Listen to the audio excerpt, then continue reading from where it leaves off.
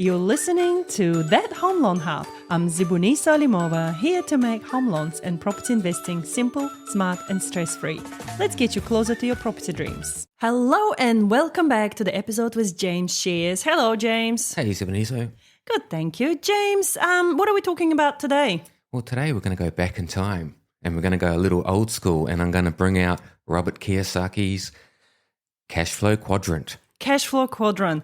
What is it? Well, if you're around my age, you'd probably know 25 years ago, Robert Kiyosaki was the man when it comes to personal finance. But the quadrant is, it's an expression about how you can start earning money more from investments and from business as opposed from a job. Okay, so a quadrant, I assume it consists of 4 different things? Yep. Okay, so the quadrant has 4 squares. On the left-hand side, the 2 left-hand side, one is the employee, 1 square is the employee, the one below that is self-employed. Mm-hmm. So in both those squares, you've got somebody who's working in a job, basically, in terms to the more money they want to make, the harder they have to work. Okay. You know, or the more hours they have to do. Sounds like you and me at the moment. Yeah, pretty much.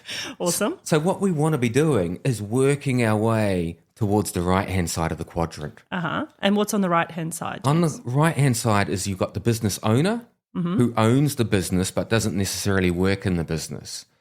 The goal. Cha-ching. Because I know plenty of people who make lots of money, but they're still self-employed. So even if they wanted to, they can't enjoy their money. Yeah. Because they have to keep working. Yeah. So you've got the business owner on the right-hand side who owns the business, doesn't necessarily work in the business. And then you've got the investor who invests in property and gets his rent or invests in shares and gets his dividends and so on. Okay. So for the young people that are listening today, they're going, oof, how can I go from this to that? What would be your suggestion? Well, I think the best way is, there's lots of options for us. Or where can they start?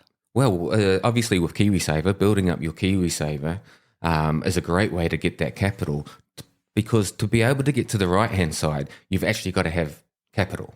You've got to have equity in your house.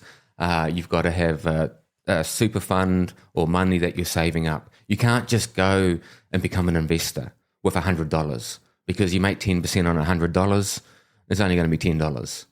Yeah. You know what I mean? But if you're making 10% on $1 million, you're making $100,000. Yeah. So it's about moving slowly over time, or as fast as you can, from the left-hand side to the right-hand side. And I'm glad you mentioned KiwiSaver, because for a lot of people out there that are looking to get on the ladder, for instance, their first property ever, often they go, how can I come up with a deposit?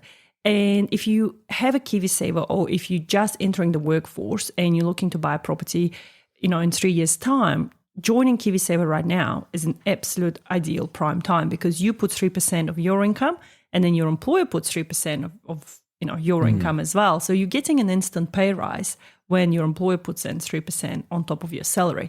So that helps you to build up your deposit. And because KiwiSaver is an investment product, the money grows on money. Absolutely. And that's what we want.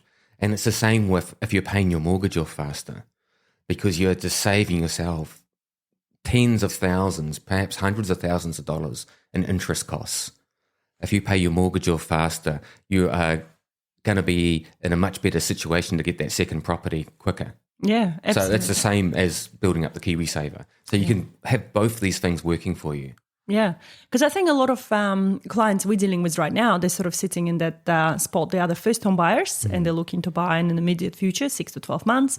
Or we've got a lot of mom and dads that already bought a property 3 years ago and now they're looking to upgrade or build or do something, and they need to know how to get to that next step. So yeah, and the great thing is you can still be working in a job while you're building up this side of your life, while you're building up those investments. So at the moment, you might be getting the majority of money from your work, but pretty soon, if you work on your KiwiSaver or getting that extra property, that rental, then you're going to start generating money from the other areas of your life rather than just your work. Yeah, exactly. And also investing into businesses. And again, guys, this is not financial advice, but investing into businesses, you may be friends with someone that's looking to open a business or that's running a business, and they may need some capital and you may have some cash under your pillow that you've saved up. So that's also ways of investing into something that could potentially return you. I think it's something worth thinking about as well as for self-employed people, because often self-employed people, they are the business. So it's very hard, some businesses you build up and you can sell them and you can do quite well if you are not the business. But if you're the business, like most self-employed people are, and then when it comes time to sell or retire, your business isn't worth that much, because there's no, once you leave the business, that's the value gone. Does that kind of make sense? Oh, absolutely. So I think that's quite important for people to think about. Yeah, so think ahead, right? Like if you're in your 30s and you're starting up a business, think ahead. What does retirement look like for you? Or what's your continuation plan? Are you going to be selling off that business? Are you going to be putting someone else in place in that business? Absolutely. Etc. No, that's awesome. Anything else from your quadrant that you wanted to cover today, James, before we wrap up? No, the sooner you get started, the better, is what I would say. Yeah, perfect. Thank you so much. And if you do want to have a look at that Cashflow quadrant, we recommend Googling Robert Kiyosaki, Cashflow quadrant. And you might also come across Rich Dad, Poor Dad book. Oh, absolutely. Which is absolutely legendary starting point, I think, for anyone that's ever been interested in property. That's like the book to read. Trying to get my started there. 12-year-old to read that book. Yeah. So awesome. Thank you, James, and have a lovely day. No worries. Same to you. Bye.